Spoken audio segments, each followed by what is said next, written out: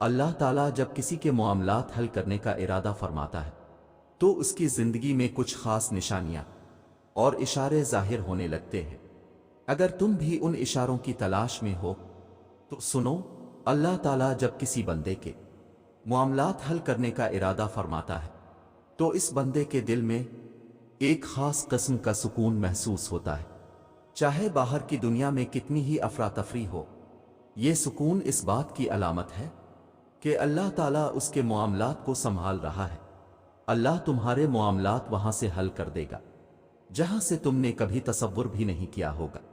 زندگی بس امتحان ہے، ایسا امتحان جہاں خوشیاں بھی ہیں اور غم بھی، جہاں یقین بھی ہے اور خوف بھی ہے۔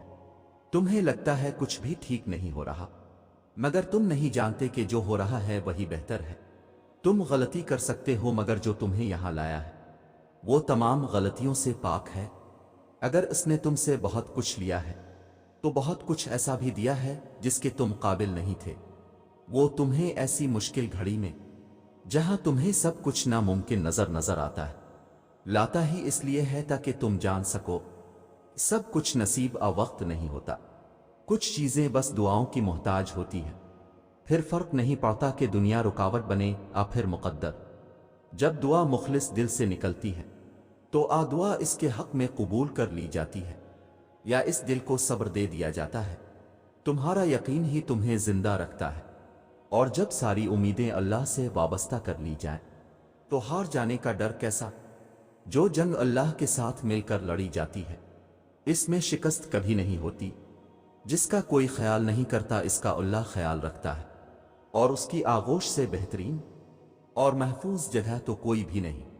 زندگی کو اپنے مطابق بنانے کی کوشش کرنے والے احمق ہوتے ہیں۔ تم اللہ کے مطابق جینا سیکھ جا، پھر وہ تمہارے مطابق زندگی کو بنا دے گا۔ جو دنیا اپنے آپ میں ہی بکھری ہوئی ہے تمہیں کیسے سمیٹے گی تو تم اس کی طرف لوٹ آؤ۔ جو ایسے سمیٹ لیتا ہے کہ پھر کوئی توڑ نہیں سکتا، بس وہی ایک تمہارا ہے تو تم بھی اس کے بن جاؤ۔ جب تمہارا بن جائے گا، زندگی ابھی بھی باقی ہے، راہیں بھی نکلیں گی اور بہت سے نئے دروازے بھی کھلیں گے، منزلیں بھی ملیں گی اور معجزے بھی ہوں گے، داستانیں بھی مکمل ہوں گی اور دعائیں بھی قبول کر لی جائیں گی، اور تمہیں وہ سب ملے گا جس کے ملنے کا تم سوچ بھی نہیں سکتے۔ تمہارا اتنا طویل سفر طے کر کے یہاں تک آنا اور صبر کرنا کچھ بھی بے مقصد نہیں ہے۔ تمہیں اس کا صلہ ضرور ملے گا، اور یوں ملے گا کہ تم راضی ہو جاؤ گے۔ جب اللہ چاہے گا سب بدل جائے گا۔ جو اب تک نہیں ہو سکا ایسا نہیں ہے کہ اب وہ کبھی نہیں ہو پائے گا۔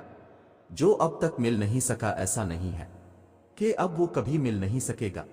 جس منزل کا انتخاب عرش والے نے کر رکھا ہے، اس تک پہنچنے سے تمہیں دنیا کا کوئی راستہ روک نہیں سکتا۔ ضروری نہیں ہے کہ جو مانگا جائے وہ اسی وقت مل جائے، اور یہ بھی ضروری نہیں کہ جو نصیب میں نہیں لکھا وہ پھر کبھی نصیب کا حصہ نہ لکھا جائے۔ بس یہ ساری وقت کی ترتیب ہے، سب کچھ اللہ کی منصوبہ سازی ہے۔ تمہارے سوچے ہوئے وقت کے مطابق نہ صحیح، مگر جو بھی ہوگا تمہاری رضا کے مطابق ہی ہوگا۔ اگر سب کچھ فوراً ملنے لگے اور ہو بہو ویسا ہی ملنے لگے جیسا تم چاہتے ہو، تو تمہیں کیسے پتہ چلے گا کہ جو چیز اللہ سے مانگ کر اور اللہ کو منا کر ملے اس چیز کا مزہ بن مانگے مل جانے جیسا نہیں ہوتا؟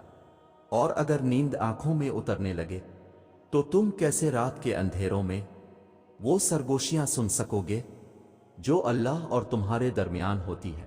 یاد رکھو، جب مشکلات اور پریشانیاں حل ہونے لگتی ہیں اور راستے خود بخود کھلنے لگتے ہیں تو یہ اللہ کی طرف سے ایک نشانی ہوتی ہے کہ وہ ہمارے حق میں بہترین فیصلہ کر رہا ہے۔